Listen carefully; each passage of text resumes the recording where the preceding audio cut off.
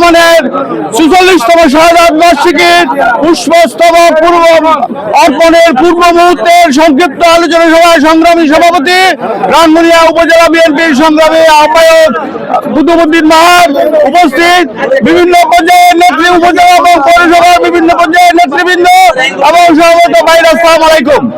আজকে প্রতিকূল আবহাওয়ার কারণে আমরা আজকে শহীদ প্রেসিডেন্ট জিয়াউর রহমানের এই প্রথম সমাধিস্থল রাঙ্গুনিয়ায় এই আমরা সংক্ষিপ্ত আলোচনা সভা করছি। আমি শহীদ প্রেসিডেন্ট জিয়াউর রহমানের আত্মার মাগফিরাত কামনা করছি।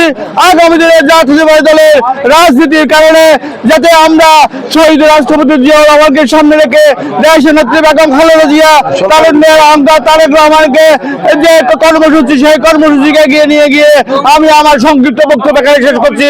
আল্লাহ হাফেজ। বাংলাদেশ জিন্দাবাদ, বাংলাদেশ জাতীয়তাবাদী দল জিন্দাবাদ, বাংলাদেশ জাতীয়তাবাদী দল রাঙ্গুনিয়া উপজেলা শাখা জিন্দাবাদ। আসসালামু আলাইকুম।